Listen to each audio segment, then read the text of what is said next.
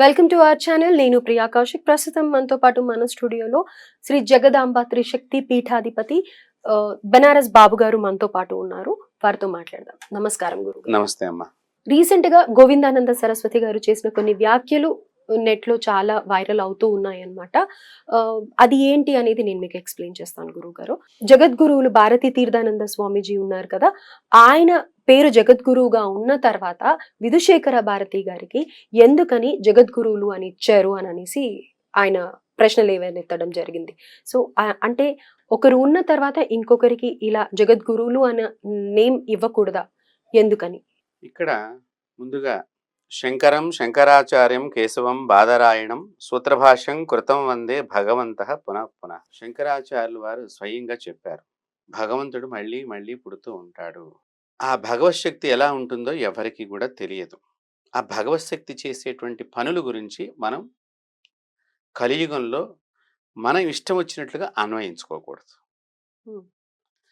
భగవంతుడు ఆ సమయానికి ఏది సముచితంగా అనిపిస్తుందో ఆ పనిని ఆ విధంగా చేసి ధర్మాన్ని నిలబెట్టడానికి ఆయన ప్రయత్నం చేస్తూ ఉంటాడు. అలాగే ఒక జగద్గురు పీఠంలో ఉండేటువంటి జగద్గురువులకు సంబంధించినటువంటి విషయాన్ని మొట్టమొదటగా మీడియా ముందరకు వచ్చి మాట్లాడటం అనేది చాలా తప్పు. గోవిందానంద సరస్వతి స్వామి వారు చేసినటువంటిది చాలా తప్పుగా మనం చెప్పాలి.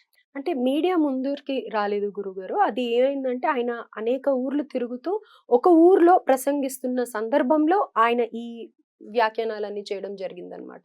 అదే ఈ ఈ వ్యాఖ్యానాలు మీడియా అంటే ఏంటి? మనం ఒక ఇది ఎలక్ట్రానిక్ మీడియానో పేపర్ మీడియానో అని కాదు, ప్రజల ముందరకి. ప్రజల ముందరకి. ఇప్పుడు మీకు ఒక సందేహం వచ్చింది, సందేహం వస్తే మీకంటే పెద్దవాళ్ళ దగ్గరికి వెళ్ళి మీరు ఆ సందేహ నివృత్తి చేసుకోవాలి.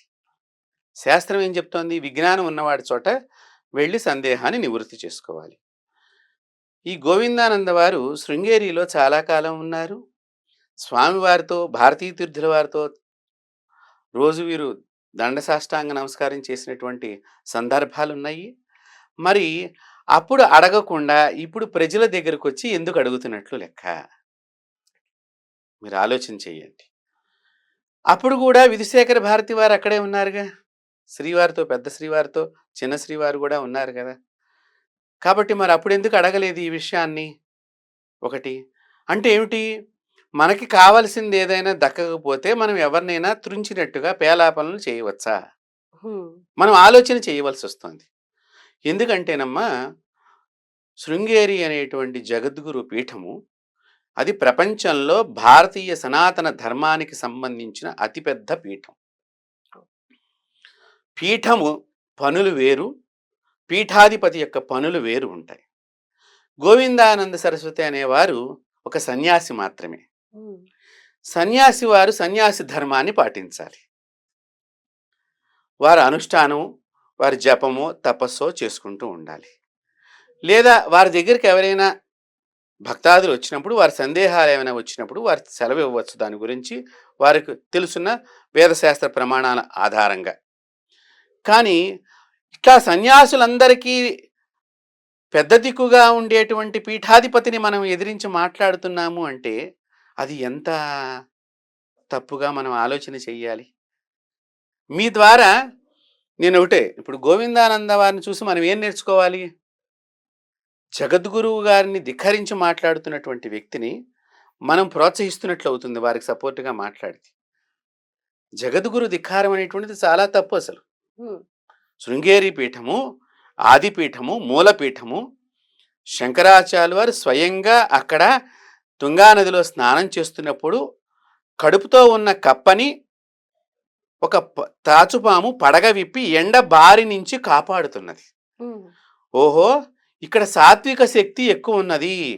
ఇక్కడ నేను పీఠం పెడితే ఈ పీఠం ద్వారా సాత్వికమైనటువంటి లక్షణాలు పీఠాధిపతి వారు ఈ ప్రపంచానికి అందించడం మూలకంగా సాత్వికమైనటువంటి శక్తి ప్రపంచమంతా ప్రబలుతుంది.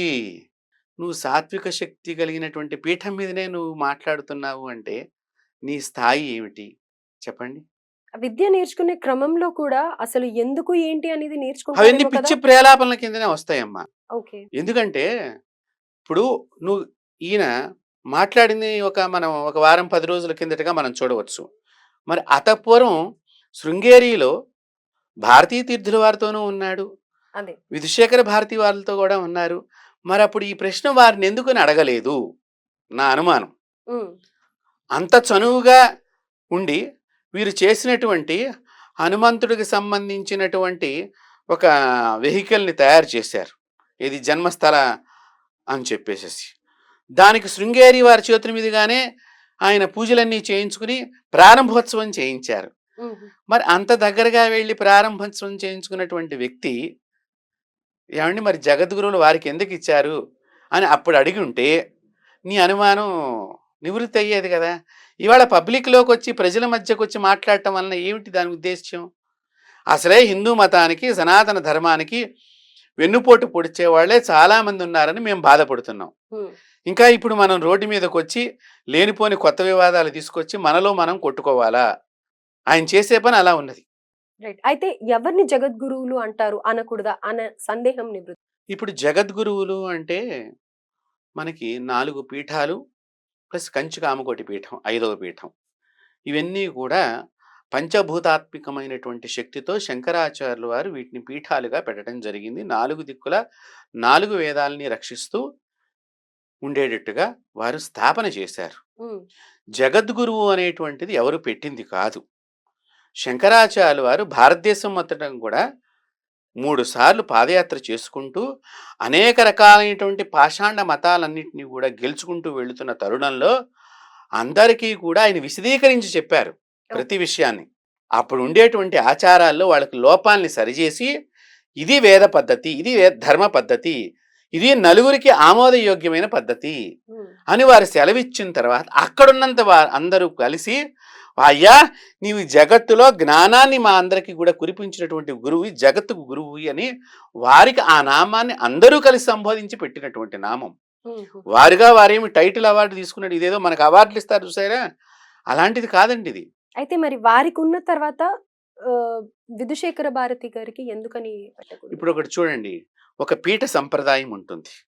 శంకరాచార్యులు వారు పెట్టిన 4 పీఠాలకి కూడా ఇప్పుడు ఆయన సన్యాసం ఒక్కొక్క పీఠంలో ఒక్కొక్కరిని కూర్చోబెట్టారు.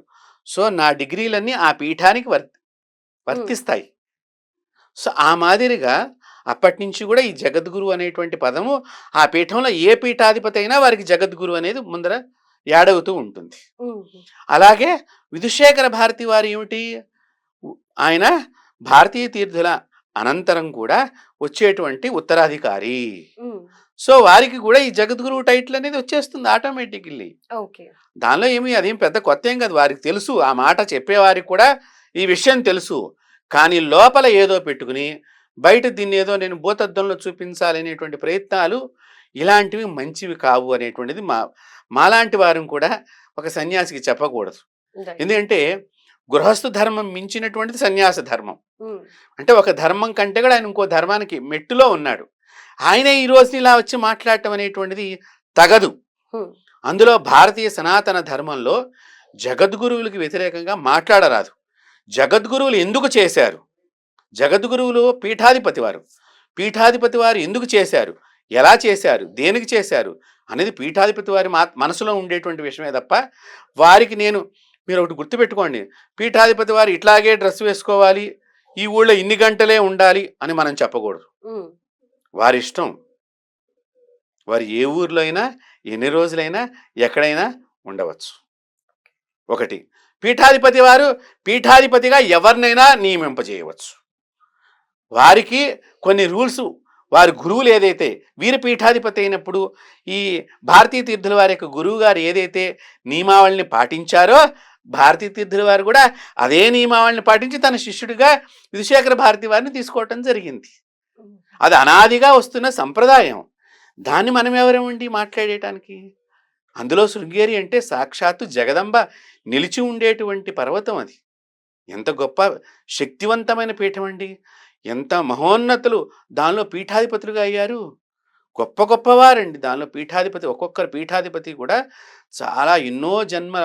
శృంగేరిలో మీరు గమనించారో లేదో, ఎవరికీ తెలియని పరమ రహస్యం ఒకటి ఉన్నది. హ్మ్.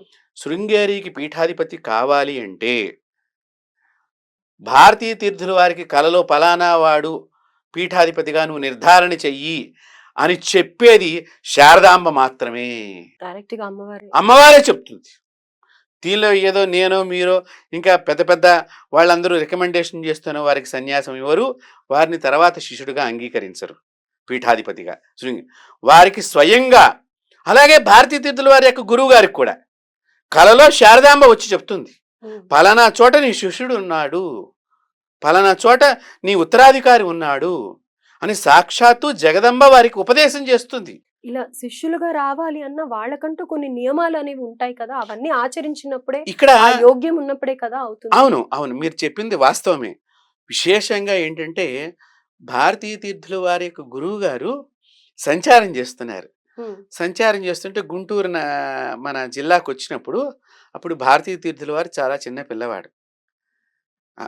స్వామివారిని చూసి వారు శృంగేరి దాకా వెళ్ళిపోయారు. అంటే అలా ప్రేరణ కలుగుతుంది.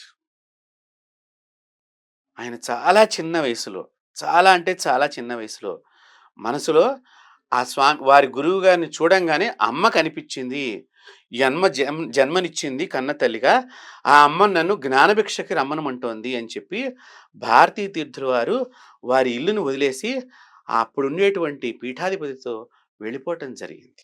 నాకు ఇది వింటూ ఉంటే స్వామి వివేకానందది గుర్తొస్తుంది. అవునమ్మా, వారందరూ కూడా మహానుభావులు. వారి యొక్క నిర్ణయాల గురించి మనం మాట్లాడటం ఏమిటమ్మా? మన తండ్రి గారి నిర్ణయం గురించి మనం మాట్లాడకూడదు. మన తండ్రి గారు ఏ నిర్ణయాలను ఏ విధంగా చేశారో మనకి ఎప్పుడైనా అవసరం పడ్డప్పుడు ఆ నిర్ణయాలను ఆలోచన చేసి జాగ్రత్తగా మనం నిర్ణయించాలి తప్ప, మనం ఇక్కడ కొత్తగా నిర్ణయాలు చేసే అధికారం ఎవరికీ లేదు. భారతీయ తీర్థులంటే అపర సరస్వతీ దేవి అని చెప్తారు అందరూ కూడా. వేద పండితులందరూ కూడా సాక్షాత్తు వారు అపర సరస్వతి అని చెప్తారు. అలాంటి అపర సరస్వతి స్వామివారుగా ఉన్నటువంటి భారతీయ తీర్థుల వారి గురించి వారు జగద్గురువు ఎందుకు, వీరికి ఎందుకు వచ్చిందని వీరు మాట్లాడటం అనేటువంటిది అసలు చాలా చాలా తప్పది. మనం ఇంత అంతా కూడా కాదు, అది చాలా పెద్ద తప్పు చేస్తున్నట్టు లెక్క. అంతేకాకుండా నేను ఇంకో విషయం గురించి కూడా విన్నాను. ఏమిటి, చంద్రమౌళీశ్వర స్వామి వారి పూజ గురించి కూడా ఏదో ఒక మాట అన్నారు అని చెప్పేసి. అక్కడ ఒక చంద్రమౌళీశ్వర వారు ఉన్నారా, వీరితో పాటు సంచారం చేసి ఎవరు నిజమైన చంద్రమౌళీశ్వరుడు అని. గోవిందానంద సరస్వతి గారు ఎక్కడ చూసినా కానీ వివాదాలతోనే ఉంటారు, గట్టిగా మాట్లాడతారు. అంటే ఒక సన్యాసికి ఉండవలసిన లక్షణం, అంటే మా లాంటి మామూలు ప్రజలకి ఎలా అంటే అలాంటి వారిని చూస్తే ఎంతో తన్మయత్వంతో వారిలా ఉండాలి అన్న ప్రేరణ కలుగుతుంది. అలాంటిది ఆయన అంతంత గట్టి గట్టిగా మాట్లాడడం కానీ, వివాదాల్లో ఉండడం కానీ ఒక్కొక్కసారి ఎందుకో అంత యాక్సెప్ట్ చేయలేము అని అనిపిస్తూ ఉంటుంది అనమాట. ఇక్కడ ఒకటి చూడండి, ఎందుకంటే మనం నిరంతరము కూడా ఇప్పుడు భారతీయ తీర్థుల వారు ఉంటారు, ప్రపంచంలో వారికి అన్నీ తెలుసు, కానీ వారి గురించి ఎప్పుడు కూడా వారు ఒక వేదిక మీదుగా కానీ మీడియా పరంగా కానీ ఎప్పుడూ మాట్లాడరు.